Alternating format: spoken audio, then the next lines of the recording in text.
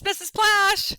I am wearing my favorite Talk About It hat just to remind you that I am here to talk about anything with you. If you need me, we can still talk about things together.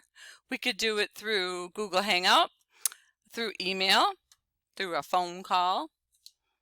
We can make it work. So if there's anything going on or you just need someone to talk to, please let your classroom teacher know, or you could give me a shout out through email and I will make sure that we connect somehow.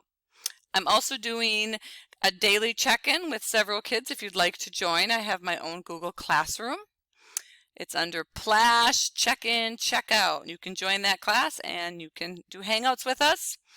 And we talk usually every day and set goals together and play some games together also. So I'd love to see you there.